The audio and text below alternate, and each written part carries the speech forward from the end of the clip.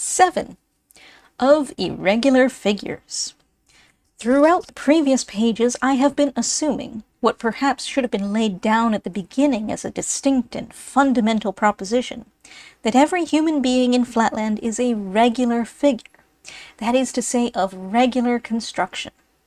By this, I mean that a woman must not only be a line, but a straight line, that an artisan or soldier must have 2 of his sides equal, that tradesmen must have 3 sides equal, lawyers, of which class I am a humble member, 4 sides equal, and generally that in every polygon all the sides must be equal.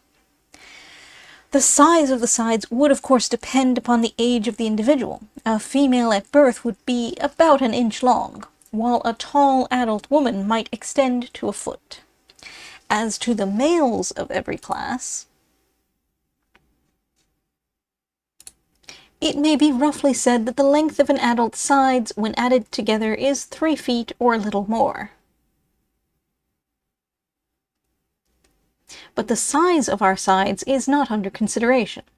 I am speaking of the equality of sides, and it does not need much reflection to see that the whole of social life in Flatland rests upon the fundamental fact that nature wills all figures to have their sides equal. If our sides were unequal, our angles would be unequal. Instead of its being sufficient to feel or estimate by sight a single angle in order to determine the form of an individual, it would be necessary to ascertain each angle by the experiment of feeling.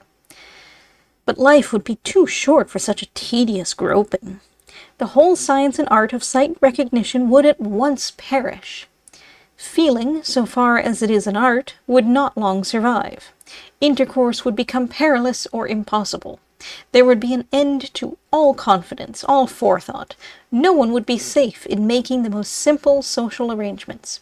In a word, civilization would relapse into barbarism. Am I going too fast to carry my readers with me to these obvious conclusions? Surely a moment's reflection and a single instance from common life must convince everyone that our whole social system is based upon regularity or equality of angles.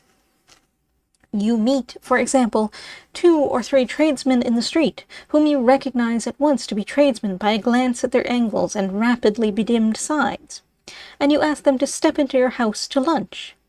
This you do at present with perfect confidence, because everyone knows to an inch or 2 the area occupied by an adult triangle. But imagine that your tradesman drags behind his regular and respectable vertex a parallelogram of 12 or 13 inches in diagonal. What are you to do with such a monster sticking fast in your house door? But I am insulting the intelligence of my readers by accumulating details which must be patent to everyone who enjoys the advantages of a residence in Spaceland. Obviously, the measurements of a single angle would no longer be sufficient under such portentous circumstances. One's whole life would be taken up in feeling or surveying the perimeter of one's acquaintances. Already the difficulties of avoiding a collision in a crowd are enough to tax the sagacity of even a well-educated square. But if no one could calculate the regularity of a single figure in the company, all would be chaos and confusion, and the slightest panic would cause serious injuries, or, if there happened to be any women or soldiers present, perhaps considerable loss of life. Expediency therefore concurs with nature in stamping the seal of its approval upon regularity of conformation, nor has the law been backward in seconding their efforts. Irregularity of figure means with us the same as, or more than, a combination of moral obliquity and criminality with you, and is treated accordingly. There are not wanting, it is true, some promulgators of paradoxes who maintain that there is no necessary connection between geometrical and moral irregularity. The irregular, they say, is from his birth scouted by his own parents, derided by his brothers and sisters, neglected by the domestics, scorned and suspected by society, and excluded from all posts of responsibility, trust, and useful activity. His every movement is jealously watched by the police till he comes of age and presents himself for inspection. Then he is either destroyed, if he is found to exceed the fixed margin of deviation, or else immured in a government office as a clerk of the 7th class, prevented from marriage, forced to drudge at an uninteresting occupation for a miserable stipend, obliged to live and board at the office, and to take even his vacation under close supervision. What wonder that human nature, even in the best and purest, is embittered and perverted by such surroundings? All this very plausible reasoning does not convince me, as it has not convinced the wisest of our statesmen, that our ancestors erred in laying it down as an axiom of policy that the toleration of irregularity is incompatible with the safety of the state. Doubtless, the life of an irregular is hard, but the interests of the greater number require that it shall be hard. If a man with a triangular front and a polygonal back were allowed to exist and to propagate a still more irregular posterity, what would become of the arts of life? Are the houses and doors and churches in Flatland to be altered in order to accommodate such monsters? Are ticket collectors to be required to measure every man's perimeter before they allow him to enter a theatre, or to take his place in a lecture room? Is an irregular to be exempted from the militia? And if not, how is he to be prevented from carrying desolation into the ranks of his comrades? Again, what irresistible temptations to fraudulent impostures must needs beset such a creature?